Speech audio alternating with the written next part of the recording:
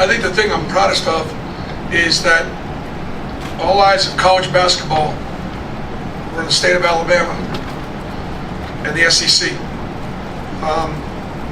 What this conference has done in men's basketball is historic. And you never know that whether or not a game can live up to the hype. We were very prepared. Coaches did a great job with the game plan. The kids executed early. You got to play well early if you're going to win on the road. We played well early, as you would expect. Alabama came storming back, and the place was, I've never heard Coleman this loud. But it was a really clean game. It was a really clean game, which I was really pleased about. I know Nate talked to his team about that, because that's how the number one teams in the country should act. That's how they should compete. That's how they should play. And I was really pleased with that. I'm happy because we had such balance. I'm happy for the kids from Alabama. This rivalry matters in the state, but in every family. I mean, every family's divided. Every family's got Auburn fans and they got Alabama fans, and for Cheney and Denver, it was really big, and they both really played well. But I think the balance of our team, was really significant. Last thing I'm just going to say on this: Denver Jones was sitting right here. I would appreciate you folks in the media, and I don't know when Denver Jones is going to finally, in the media is going to talk about him being one of the best defensive players in college basketball. And we'll do the research for you. If you look at his matchups night in and night out, I mean, Mark Sears is one of the best players in college basketball, period. And not that he did it by himself, but he did a great job on Mark. Made his catches tough, stayed down, stayed with him in the basket. How do you stay in front of Mark Sears? Hardly anybody can. Denver Jones did, and nobody talks about it. He doesn't have enough block shots, or he doesn't have enough steals. He's one of the best defenders in college basketball. He needs to be on the Naismith all-defensive team. All right, we'll start with Nathan in the back, and then Henry, and then Jerry, and then Ferg, and the gentleman in the front. First, in addition to that matchup with Sears that you guys had, Alabama just 5 of 26 from deep. What did you like about your perimeter defense overall? Alabama will play drop and not hit back screens, and you just got to bank shots behind them, And I thought our guys did. I thought our big set good screens. I thought we mixed up, enough perimeter stuff where we could get clean looks, with letting Janai and Cheney kind of go down in there and do some work, and we had a nice balance of, some inside-out stuff. But I thought Denver played great. The thing we've done with Denver, again, is just like, Denver, go score. Your two-guard playing the point, he's doing an amazing job, but go score, that's what you do. And then, as a result, the passes will become easy. Chad Baker-Mazara is a playmaker. He can score, he can shoot. He might look to make some tough passes, and he obviously had a great assist-turnover ratio tonight. Henry? Y'all go up by 14 at one point in the second half. Alabama comes back and ties it. How were y'all kind of able to lock back in and get the lead back to where it got? Well, we made 8 of our last 10 field goals. All right, that's how you close out a game. And I thought that Tahad hit a big one in transition. Wasn't afraid to take that shot. Kind of blew the lead up one a little bit.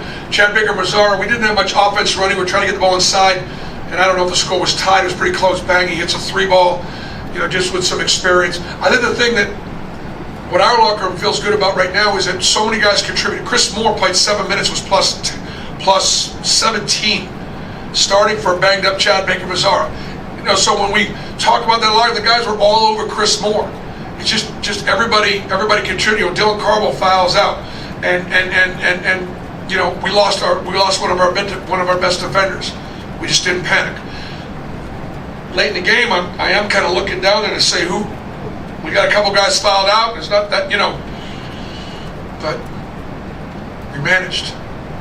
Peter, raise your hand, and then Ferg, raise your hand. Bruce, you guys started both halves kind of on some big runs. 9-0 run to start the game, and then huge threes from Denver to start the second half. Kind of how important were those runs at the start of each half, especially when you're playing in an atmosphere and a crowd like this? Well, I think what it does is it sends a message that we came here, with the idea that we were going to try to win the game. That we knew we'd have to play really well. We knew we'd have to bang shots. We knew we were going to get some clean looks.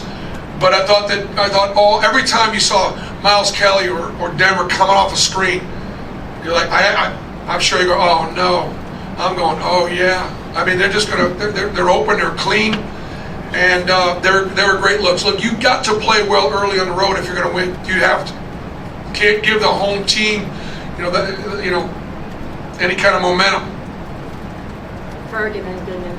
Bruce, you mentioned it, Simo, with his plus minus that it was. He had 2 defensive stops really late in the game. Just what did he bring to y'all defensively, especially setting the tone, starting for Chad on that end of the floor? Well, he's such a physical defender. He's such a great teammate. He's been in the program 5 years, and the guys all love him. He's one of the favorite guys in the locker room, and he's so unselfish. He doesn't really. He got 3 open threes, and I want him to take those open shots. And he probably feels bad that he didn't bang them, but again, that's part of our chemistry.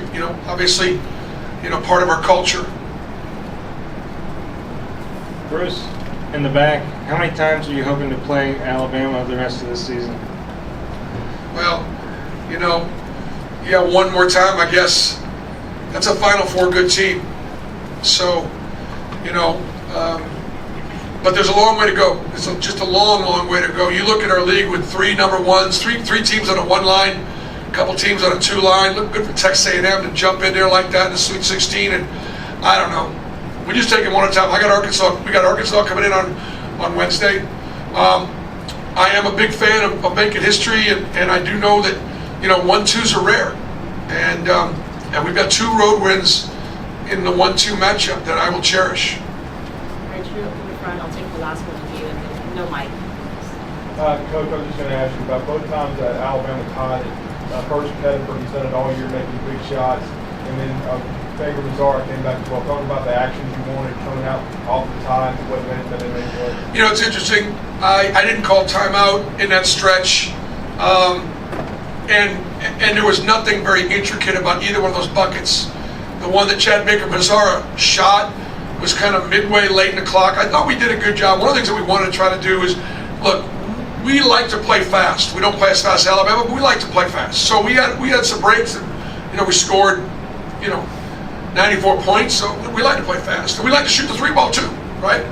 But I didn't want to track meet. I didn't want to go. So there were times when I thought our guys did a good job of just running the offense, and we did a good job of just continuing to play through the inside. But neither one of those shots was anything brilliant offensively. Chad just pulls up, kind of with the clock running down, nothing else is going on, makes a shot, and I think Tahaz was his was in transition, and he was clean, and it's like one of those shots. Well, maybe you should run offense in that situation. Hey, he was clean. He could make that shot. I thought that was a little bit of a dagger. Thanks, Coach. If you guys want to catch some more, just follow us out. All right.